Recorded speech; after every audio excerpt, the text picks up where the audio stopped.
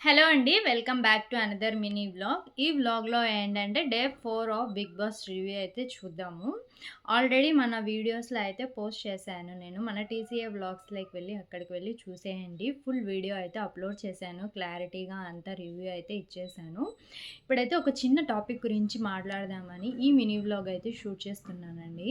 ఏంటంటే నామినేషన్స్ అయితే ఇది టాస్క్ అయితే జరిగింది. నామినేషన్స్ కాదు సారీ.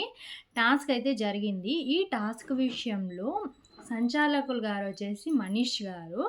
ఆ మనీష్ గారు ఏం చేశారంటే ఇమాన్యుయల్ విషయంలో చాలా మూర్ఖత్వంగా ప్రవర్తించినట్లు నాకైతే అనిపించిందండి. నేను మోనార్క్‌ని. నేను ఎవ్వరి మాట వినను.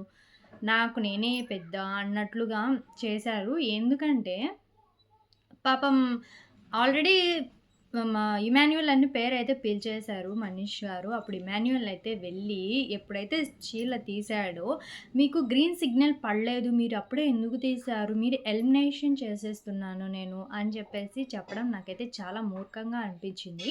ఎందుకంటే బిగ్ బాస్‌కొచ్చిన ప్రతి ఒక్కరు కూడా టాస్క్ గెలిచాలి. అలాగే ఇంకా టాస్క్ గెలిచాలి. కెప్టెన్సీ మనకే విన్ అవ్వాలి. మనమే విన్ అవ్వాలి అనే ఎవరైనా వస్తారు కదా! బిగ్ బాస్‌కి. అలాగే వచ్చిన ఇమాన్యుయల్‌ని కూడా ఇతనైతే చాలా మూర్ఖత్వంగా ప్రవర్తించినట్లు నాకైతే అనిపించింది.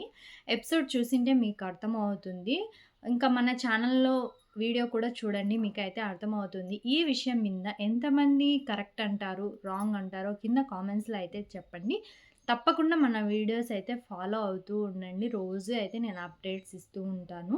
Thanks for watching my video. ఇంకా ఎవరైనా సబ్స్క్రైబ్ చేసుకోకుండా మన ఛానల్‌ని చూస్తున్నట్లయితే సబ్స్క్రైబ్ చేసుకొని చూడండి. Thanks for watching my video అండి.